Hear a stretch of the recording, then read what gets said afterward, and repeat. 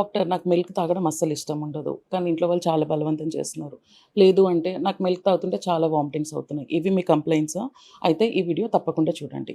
Hi, నేను doctor Bharathi Sudha, consultant obstetrician gynaecologist at Ivy women and fertility centre, Gachibowli. So పాలు తాగడం అనేది ప్రెగ్నెన్సీలో చాలా ముఖ్యం. ఎందుకంటే దాంట్లో కాల్షియం ఉంటుంది, ప్రోటీన్ ఉంటుంది, వైటమిన్ డి అండ్ ఫాస్ఫరస్ కూడా ఉంటుంది.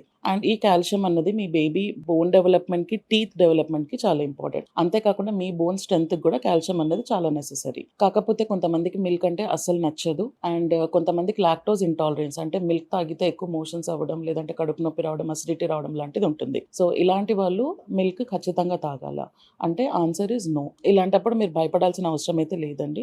ఇదే కాల్షియం మనం వేరే ఫుడ్ సోర్సెస్ నుంచి కూడా తీసుకోవచ్చు. అంటే ఫర్ ఎగ్జాంపుల్ ఆరెంజెస్ కానీ, పాలకూర కానీ, బాదం పప్పు కానీ, లేదంటే పెరుగు కానీ, పన్నీర్ కానీ, టోఫు కానీ, ఇలాంటివి వేరే సోర్సెస్ ఆఫ్ కాల్షియం కూడా ఉంటాయి. ఒకప్పుడు అంటే పాత రోజుల్లో పాలు తప్పించి వేరేవి ఎక్కువ అవైలబుల్‌గా లేకుండే కాబట్టి ఒకప్పుడు అంటే ఎప్పటినుంచో పాలని ప్రెగ్నెంట్ వుమెన్ తాగాలి ఖచ్చితంగా అనేది అనుకునేవాళ్ళు. కానీ ఇప్పుడు దేర్ ఆర్ వైడ్ వెరైటీ, అంటే చాలా variety of sources of calcium అవైలబుల్‌గా ఉన్నాయి మార్కెట్‌లో. సో అందుకు ఖచ్చితంగా పాల ద్వారానే మనం ఏం కాల్షియం తీసుకోవాల్సిన అవసరం లేదు.